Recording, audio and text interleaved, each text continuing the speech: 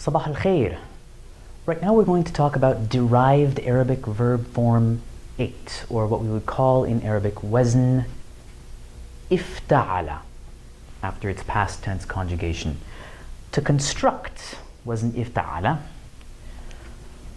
we add an alif with a kasra before the first letter of our judr, or root, represented by fa, ayn, lam, and then we add a ta after it in the past tense. So we wind up with ifta'ala.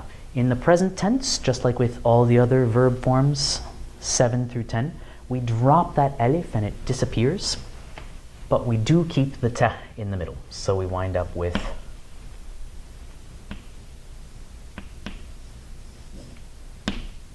yafta'il. And notice that we have a kasra on our second root letter here. Yafta'il. In terms of meaning, form 8 is kind of the grab bag of the awzan. It's a very common pattern. We get a lot of useful verbs from it, but there's no one consistent pattern of meaning that we can ascribe to it. In fact, a lot of the verbs that we get from this pattern are very close to, if not exactly synonymous with, the form 1 verbs. Here are a couple of examples. You probably know the form 1 verb yasma', which means hear. And in form 8, we take our sin, mim, and ayn, and we put it into that pattern, and we wind up with yastami'.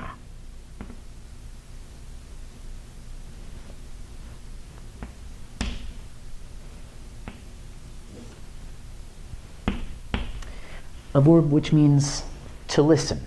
So they're very close in meaning, and we could probably get away with using one instead of the other in a lot of cases, not all, right? Sometimes the distinction is important. Sometimes we can listen without hearing, or hear without listening, vice versa.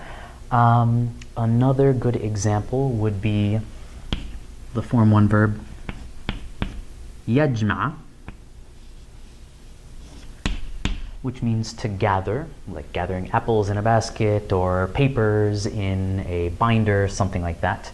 And in form 8, we can take the same judr and wind up with yajtami'.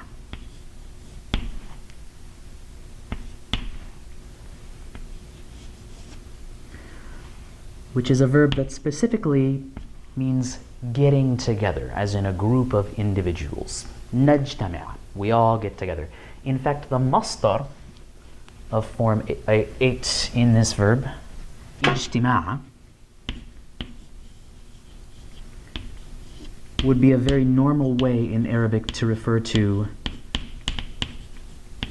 a meeting in the sense of a business meeting or a get-together for the purpose of accomplishing a specific thing. One little wrinkle that we want to be aware of is that form 8 verbs often don't take direct objects. We can't put a noun right after them. A lot of the time, more so than other patterns where it's a little more unpredictable, we tend to need a preposition.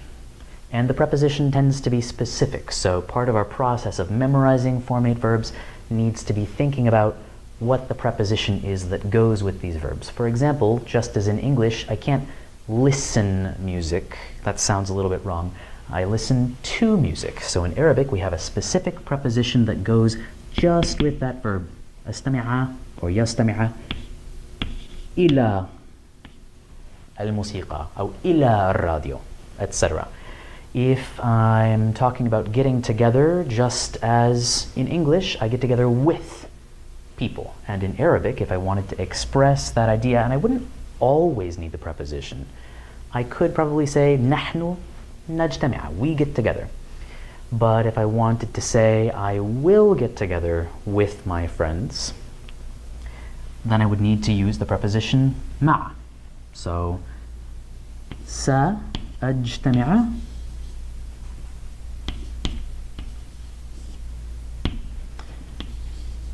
مع أصدقائي.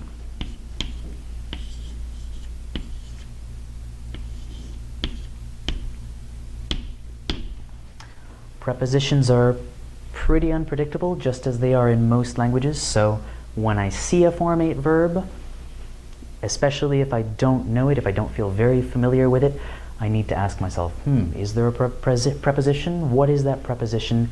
Maybe I should learn it as part of the process of learning that verb.